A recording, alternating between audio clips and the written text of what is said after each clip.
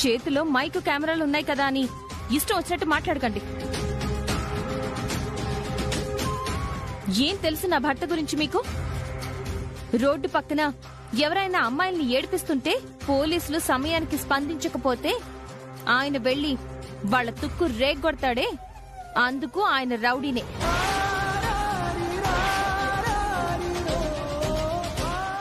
ఎక్కడో ఎవడో పెళ్లం మాట విని తల్లిన రోడ్డును పడేస్తే వాడి తోట తీసి ఆ తల్లికి ఆశ్రయం ఇచ్చారే, అందుకు మా ఆయన రౌడీయే. లంచాల పేరుతో ప్రజల్ని విసిగిస్తున్నాడని ఒక ప్రభుత్వ అధికారి చెంప పగలగొట్టాడే, అందుకు ఆయన రౌడీనే. ఎందుకు చేస్తున్నారో ఆలోచించకుండా ఏం చేస్తున్నారని మాత్రమే చూసే మీలాంటి వాళ్లు ఉన్నంత వరకు ఆయన రౌడీలానే కనిపిస్తారు. అలాంటి రౌడీ నా భర్తని తలెత్తుకుని గర్వంగా చెప్తాను.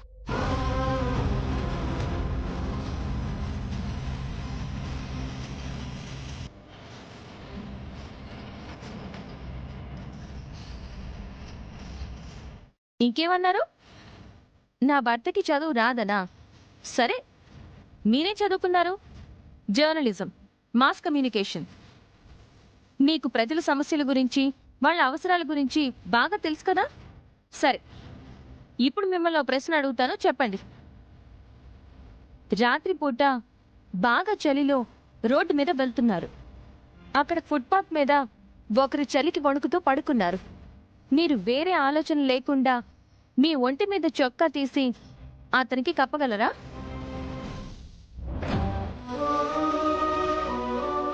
కానీ నా భర్త చేశాడు.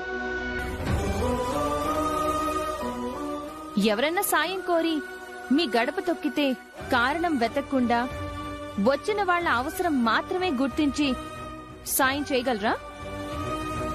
నా భర్త చేస్తాడు.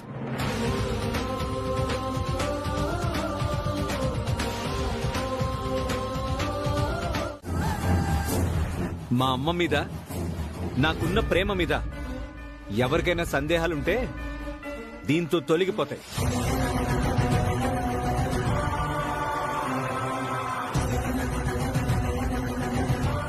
మీ అమ్మ మీద నీకెంత ప్రేమ ఉంది అంటే నా గుండెల మీద కత్తితోనే చెక్కుకునేంత ప్రేముందమ్మా.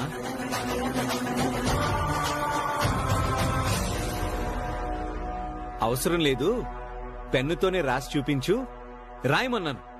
ఎలా ఉందమ్మా? అన్నయ్య, అక్కడేం రాసిందో తెలుసా? అమ్మ పేరు. వా, అమ్మ పేరే, కానీ ఈ అమ్మ పేరు కాదు. అదిగో ఆ అమ్మ పేరు అనసూయ.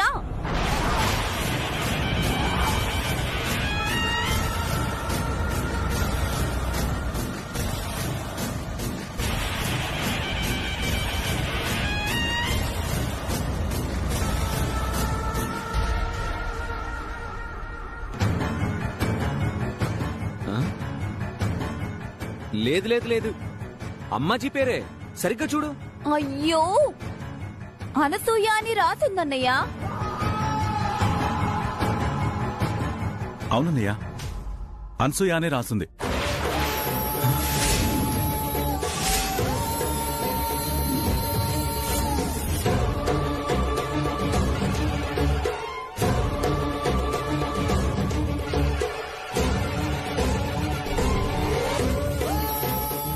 రాసినప్పుడు ఆ మాత్రం చూసుకోవా? ఏంటి చూసుకునేది? చదవడం వస్తే కదా. అక్కడ అనసూయ అని రాసినా అనకొండ అని రాసినా తేడానే తెలీదు. రాసింది అమ్మాజీ అని చదివితే ఇదిగో ఇలా గుడ్డిగా నమ్మేసి చొక్కా విప్పేసి తిరుగుతాడు. ఇంకా ఏం చొచ్చండావప్పా? నీకు చదవడం రాదని చెప్పి నిన్ను మోసం చేసినాదప్పా.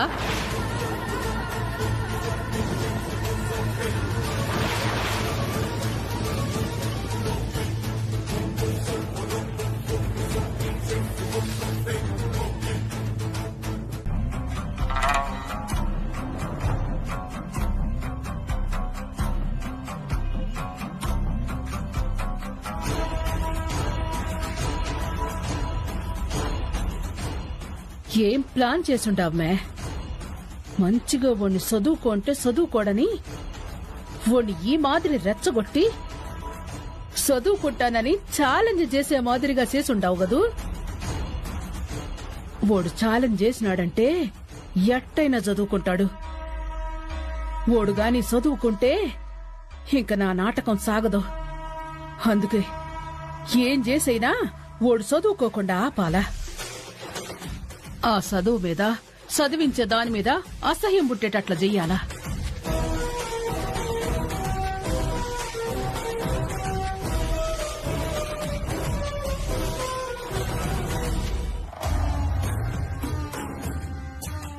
అమ్మా,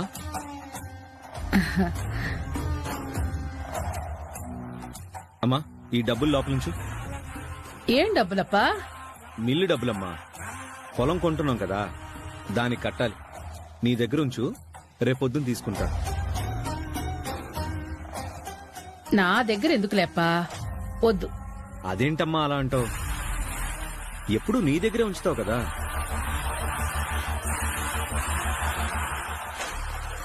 అప్పుడు పరిస్థితి వేరప్పా. అరే, ఇప్పుడేమైంది?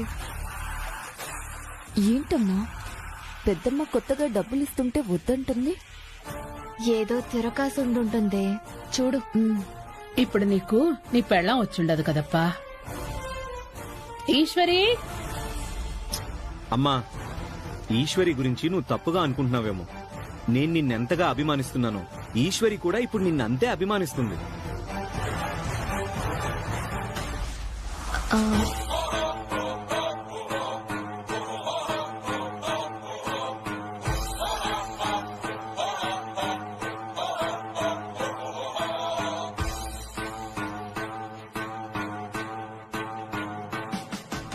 తెలుసప్పా, కోడలికి నేనంటే ప్రాణం. ఆ రోజు నన్నెంతగా పొగిడినాది, నా పుట్టినరోజు ఎంత బాగా చేసినది. అంత సులువుగా మర్చిపోతానా ఏంది?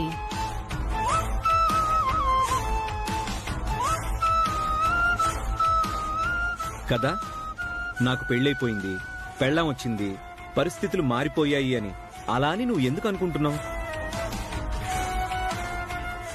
ఇంట్లో ఎవరున్నా ఎవరొచ్చినా పెత్తనం మాత్రం నీదే. నీ దగ్గరే డబ్బులుండాలి.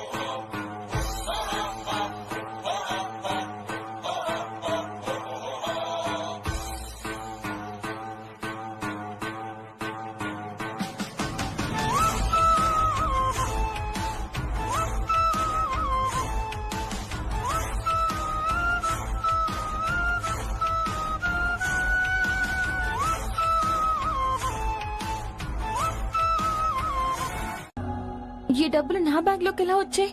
నాకేం తెలీదు. నర్మోయ్, మా అమ్మంటే ఇష్టం, అభిమానం అని కబుర్లు చెప్పి, గౌరవం అని మాయ మాటలు చెప్పి మా అమ్మని దొంగని చేయాలని చూస్తున్నావా?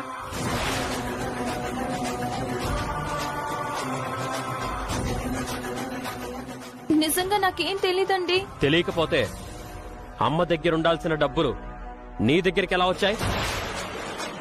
పోనీ అవసరానికి డబ్బేమన్నా కావాలంటే ఒక్క మాట అడగాల్సింది మా. అమ్మా, అవసరం లేదు, ఏమీ లేదు. ఇది కావాలని నాటకం ఆడింది. తన డబ్బుల్ని తీసి దాసేస్తే నువ్వే కావాలని దాచేసావని నేననుకోవాలని దాని ప్లాన్.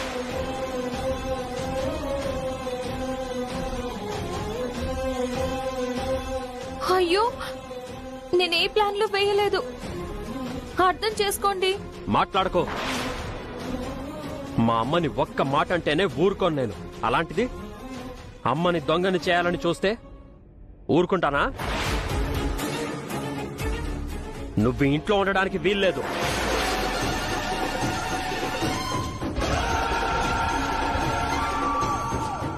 ఈ రోజు ఇది చేసిన దానివి రేపు ఇంకేం చేస్తావో. ఇంకొక క్షణం కూడా నువ్వు మా ఇంట్లో ఉండకూడదు. రా. ఏమండి, ఏమండి, వదలండి. ఏమండి, ప్లీజ్ వదలండి. అత్తయ్య, అయ్యో, అత్తయ్య, అన్నయ్య అడండి. నాకేం తెలియదంటే నమ్మడం లేదు. ఆడపిల్లని అలా లాక్కెళ్తావేంటి శివ? వదులు, వదులు. ఇంకేమన్నా పిచ్చా? ఆ చేయొదులు, చెప్తే వినవే, వదులు. ఏంటి ఏంటి వదిలేసేది? మీ అమ్మనంటే నువ్వు ఊరుకుంటావేమో, మా అమ్మనంటే నేను ఊరుకోలేను.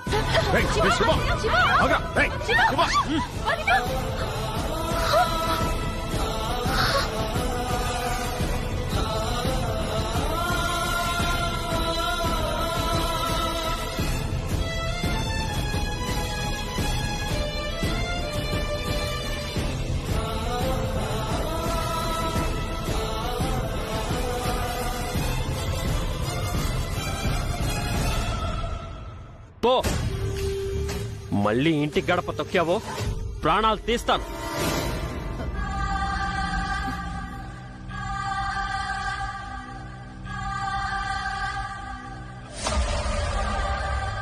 ఇప్పుడెట్నో జరగబోయేది ఇదే గదు. శివ దాని తన్ని తరమెచ్చాడు. పీడ విరగడైపోతాది. అమ్మా,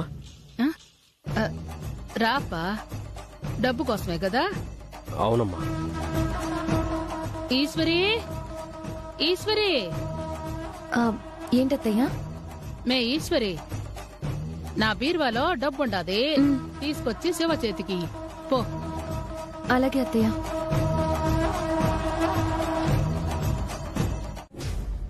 బాధపడబాకప్పా. అంతా నా వల్లనే. నేనేదో ప్లాన్ చేసి దాన్ని ఇరికిద్దామనుకుంటే అదెట్నో తెలుసుకుని నిన్నిరికిచ్చేసినది. మే, అసలు మీరు నిజంగానే ఈశ్వరి గదిలో డబ్బులు పెట్టిండారా లేక ఓబ్లెస్ గదిలో పెట్టిండారా? ఈశ్వరి బ్యాగ్ లోనే పెట్టామక్క. నువ్వు బయట ఉన్నావు కదా. అంటే ఈశ్వరి జరిగిందంతా తెలుసుకొని డబ్బు తిరిగి నా కొడుకు బీరువాలో పెట్టేసినట్టుండాది. దీన్నంత తేలిగ్గా తీసుకోకూడదు. చెప్తాను, దీని సంగతి చెప్తాను.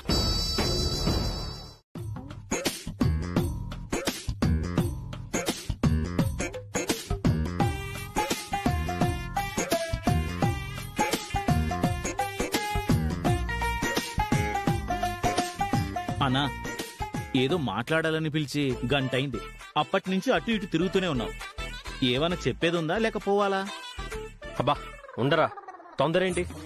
నేనెలా చెప్పాలా అని ఆలోచిస్తుంటే. అసలు విషయం ఏంటన్నా? బాగా చదువు చెప్పేవాళ్ళు కావాలరా.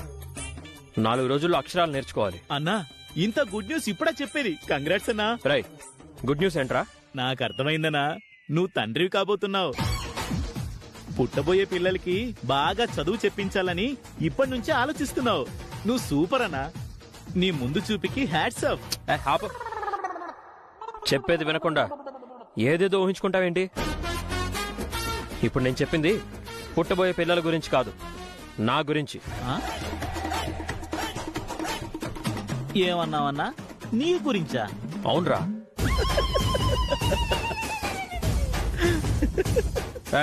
నవ్వుతావేంట్రా? లేకపోతే ఏంటన్నా, ఇప్పుడు నువ్వు చదువుకుంటానంటే నవ్వు కాక ఇంకేం వస్తది?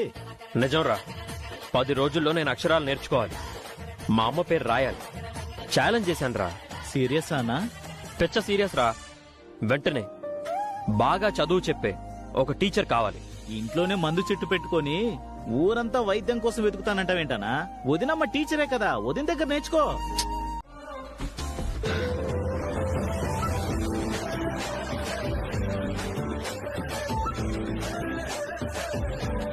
ఏంటన్నయ్యా? మీ ఇద్దరిలో ఎవరో ఒకరు చదువు చెప్పాలమ్మా. నేను చదువుకోవాలి, అమ్మాజీ అమ్మ పేరు రాయాలి. అమ్మో, అన్నయ్యకి చదువు చెప్పానని తెలిస్తే అమ్మాజీ పెద్దమ్మ చంపేస్తుంది. నా చదువు గురించి మీకు తెలుసు కదన్నయ్యా. ఏదో అంతంత మాత్రం నెట్టుకొస్తున్నా. నేను చెప్పానంటే నీకొచ్చినట్టే.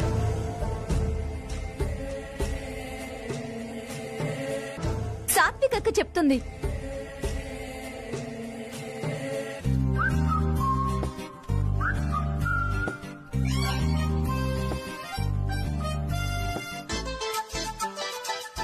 నేనా? నాకెక్కడ కుదురుతుంది? ప్రాజెక్ట్ వర్క్ ఉంది, సబ్మిట్ చేయాలి కదా.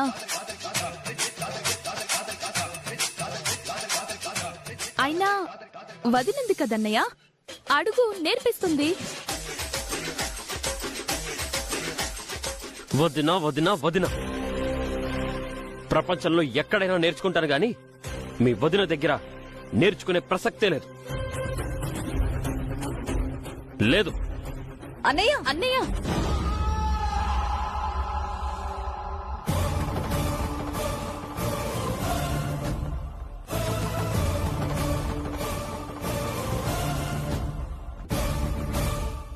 నంది చెప్పింది నిజం. ఇప్పుడు ఎవరిని చెప్పమన్నా గాడిదలో పెరిగా ఏ వయసులో చదువేంటి అంటారు. అయినా అసలు మనకి భయపడి ఎవరూ మనకి చదువు చెప్పరు.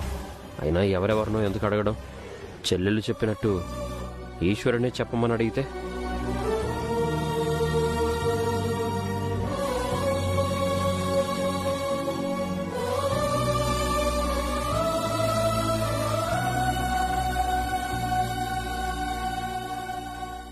చిచి, తనతోనే ఛాలెంజ్ చేసి మళ్ళీ తననే అడగడం ఏంటి?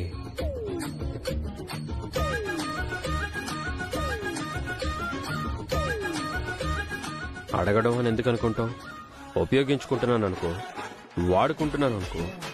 చదువు చెప్పినందుకు డబ్బులు కూడా ఇచ్చేసే. ఎవరితో ఛాలెంజ్ చేశామో వాళ్ళ మీద నెగ్గడం కిక్కే కదా.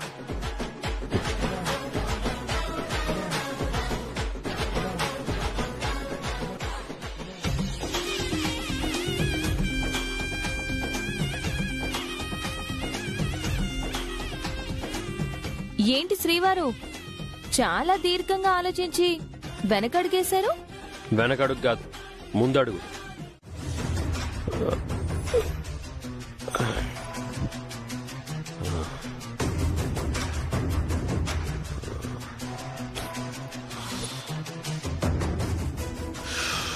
బా, తలేంటి ఇలా అయిపోతుంది?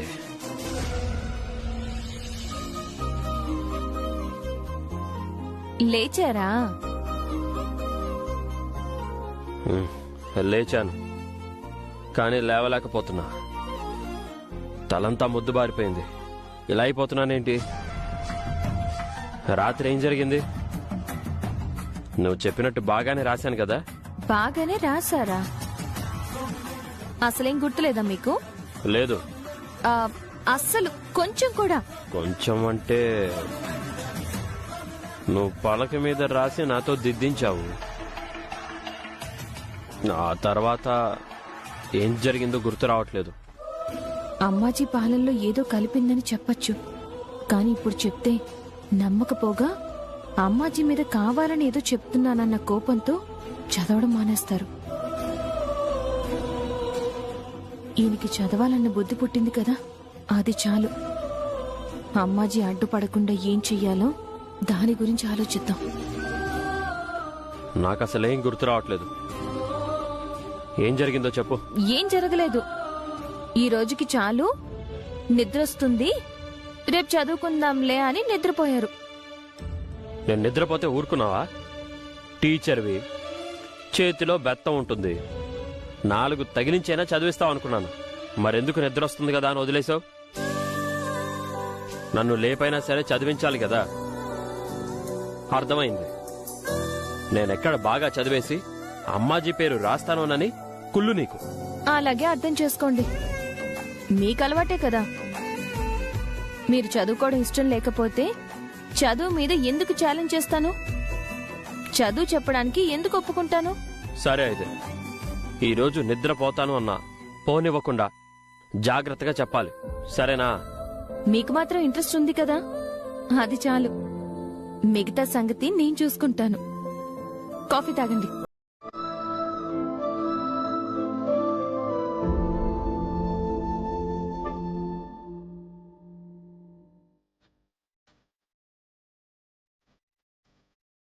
ఏంటో చిన్నప్పుడు కూడా ఇంతే.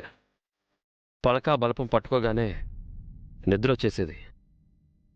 అప్పుడు కూడా బుద్ధి మారలేదు, ఇప్పుడు కూడా బుద్ధి మారలేదు.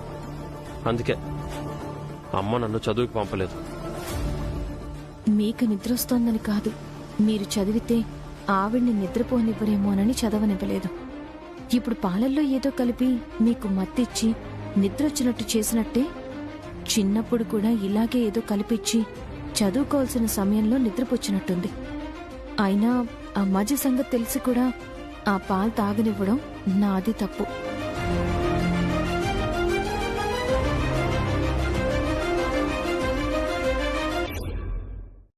చదువుకుంటుండావప్పా?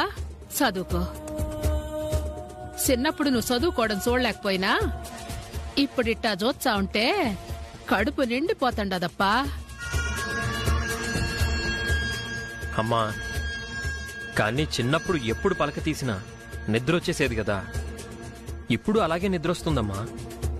రాత్రి మధ్యలోనే నిద్రపోయానంట. నువ్వు నిద్రపోలేదప్పా, నేనే నిద్ర బుచ్చిన. చిన్నప్పటి అలవాటు కదా, అంత తొందరగా ఏడపోతాది. అట్నే ఉంటాదప్పా. అయినా నువ్వు కష్టపడి సక్కంగా చదువుకోవాలా. చదువుకుంటారులేండి అత్తయ్యా, నేనున్నాను కదా, చదివించుకుంటాను. మీరు అస్సలు కంగారు పడద్దు.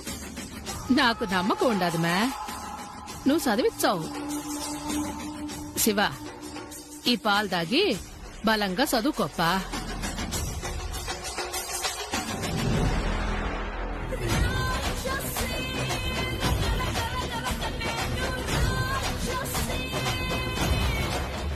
చూసావా మా అమ్మకి నేనంటే ఎంత ప్రేమో? నేనెప్పుడు చదువుకుంటానన్నా ఇలాగే పాలు తెచ్చి ఇచ్చేది. అందుకే నిద్రపోయారేమో.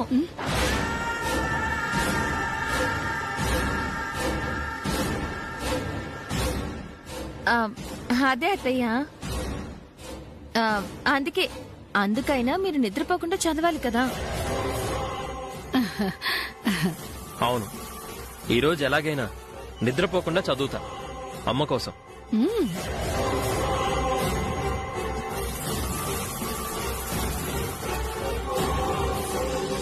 ఆగండి.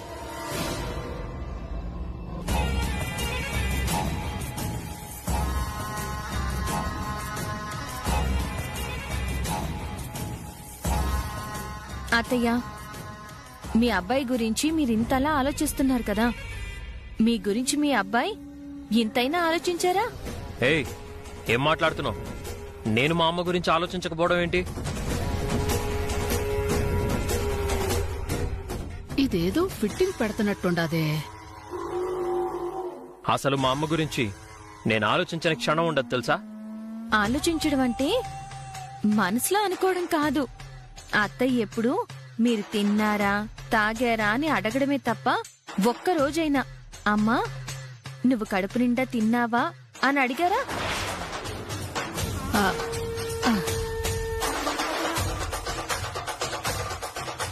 మీ చేత్తో ఒక్క గ్లాస్ పాలైనా అందించారా?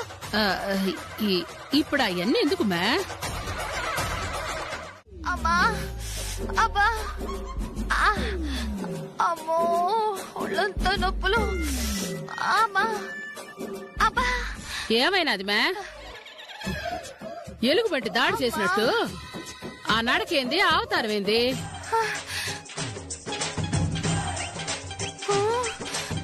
మే హ, ఏమైనాదంటే చెప్పకుండా ఆ సూపేంది మే? ఏమైందా? అబ్బా నా ఒళ్ళంతా కొల్లపొడి చేసావే, మెంటల్ దానా? అమ్మా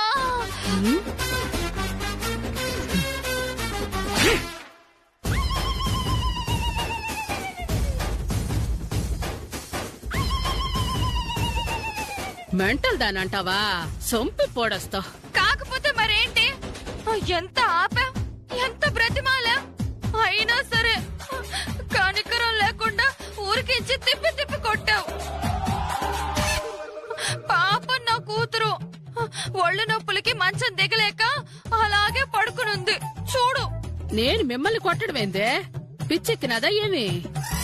హా, అవునమ్మా, కొట్టడం అంటే మామూలు కొట్టడం కాదు, చితక్ కొట్టేశావు. బా, మధ్యలో వచ్చి ఆపుదామనుకున్నా, కానీ నన్ను కూడా కొడతావని రాలేదు.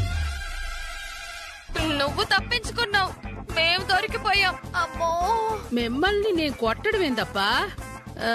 నాకేమి గుర్తు రావడం లేదే. ఎలా గుర్తుంటుంది? శివకి తాగిస్తానని తీసుకెళ్లిన మత్తు మందు పాలు నువ్వే తాగేసినట్టున్నావు. ఆ మత్తులో మమ్మల్ని చిత్తకొట్టేశావు. అయినా శివ కోసం తీసుకెళ్లిన పాలు శివకివ్వకుండా నువ్వు తాగేసావేంటి? అమ్మా అమ్మా.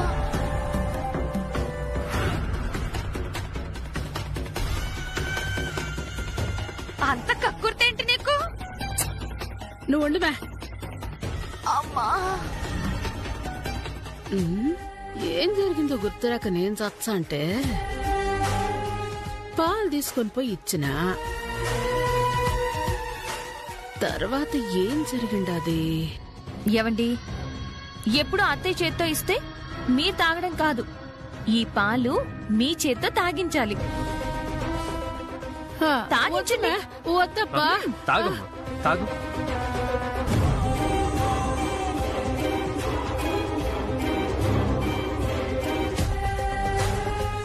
నేను తాగడం కాదులే, బలవంతంగా నాతో తాగించిండారు. అంటే శివ ఆ పాలు తాగలేదు అంటే వాడు నిద్రపోలేదు.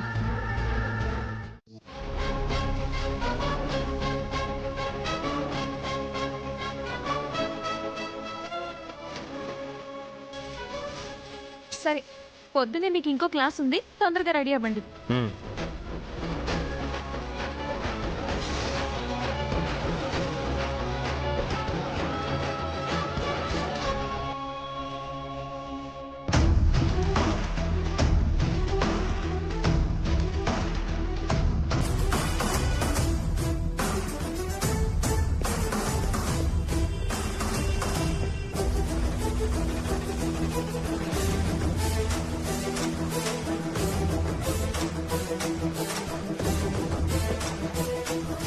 ఎవరు తీసిన గోతులో వాళ్లే పడ్డామంటే ఏంటో తెలుసా అత్తయ్య? అది ఇదే, పాలల్లో మత్తు మందు కలిపి ఆయన్ని పడుకోబెట్టాలనుకున్నారు. కాని మీరే తాగి పాపం వీళ్ళని చిత్త కొట్టారు.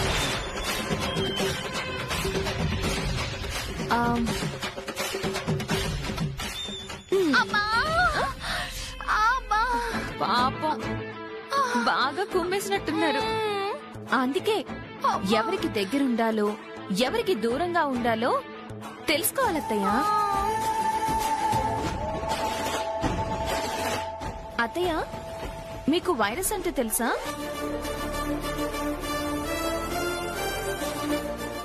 చాలా ప్రమాదం. ఒక్కసారి అంటుకుంది అంటే నాశనం చేసేదాకా వదలదు. ఆ వైరస్ ని నాశనం చేయడానికి అదే వైరస్ తోనే మందు కనిపెడతారు. ఇప్పుడు ఇవన్నీ అమ్మాజీకి ఎందుకు చెప్తున్నావు ఈశ్వరి? ఎందుకంటే నా భర్తకు కూడా ఒక వైరస్ పట్టింది, పేరు అమ్మాజీ.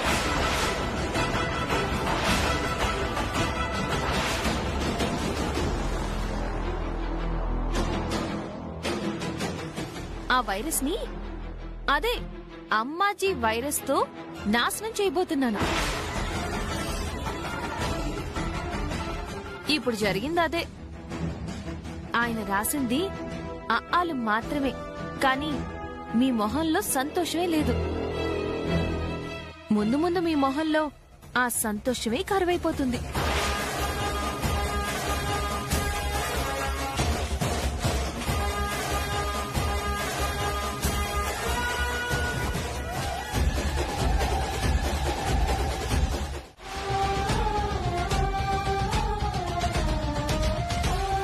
పాపం నేను చదువుకోలేకపోయానని అమ్మ ఇప్పటికే ఎంత బాధపడుతుందో తెలుసా? అందుకే చదువుకున్న కోడలు ఇంట్లో అంట్లు తోముకోకుండా ఉద్యోగం చేసి పేరు తెచ్చుకోవాలి అనుకుంటుంది. అంటే నీకోసమే ఆలోచిస్తుంది కదా, అది తప్ప? నువ్వు రేపు పొద్దున బయలుదేరుతున్నావు అంతే, ఇంకేం మాట్లాడొద్దు.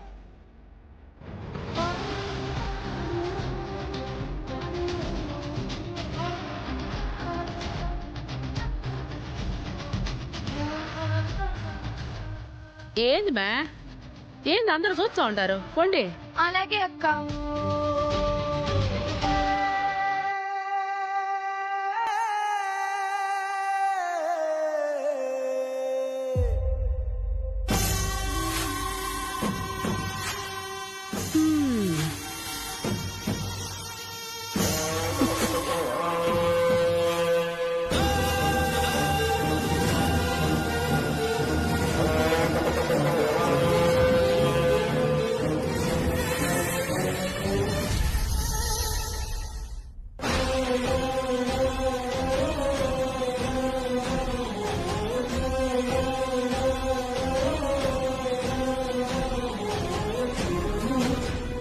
మొన్న నువ్వు టీవీలో మాట్లాడుండ్లా, అది చూసి వాళ్ళు నన్ను అడిగితే నేనే మాటిచ్చిండా.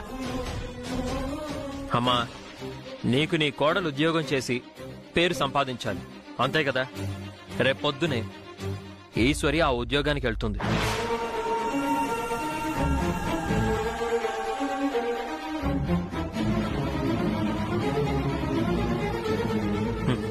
ఏం ఆలోచిస్తున్నావు? బట్టలు సర్దుకోలేదా? మళ్ళీ పొద్దునే టైం ఉండదు. ఏవండి, నేను చెప్పేది వినండి. ఇప్పుడు నేను అంత దూరం వెళ్లాల్సిన అవసరం లేదు. నీకవసరం అని కాదు, అసలు ఆ మాటకొస్తే నువ్వే పని చేయక్కర్లేదు. కానీ మా అమ్మ గురించి ఆలోచించు. నిన్నెంత గొప్పగా చూడాలని ఆశపడుతుందో తెలుసా? ఏమప్పా ఇద్దరు ఏదో వాదులాడుకుంటా ఉండారు? ఏం లేదమ్మా, మళ్ళీ వెళ్ళడం ఇష్టం లేదన్నట్టు మాట్లాడుతుంటేను. అదేంది మే, నేను నీ మీద ఇన్ని ఆశలు పెట్టుకుంటా ఉంటే నువ్వు పోకపోతే ఎట్టా? వేరే ఆలోచనలేం పెట్టుకోమాక. ఆడికి పోయిన వెంటనే నువ్వు తిండికి ఇబ్బంది పడతావని ఇదిగో నీకోసం రోటి పచ్చడి కూడా చేసున్నా.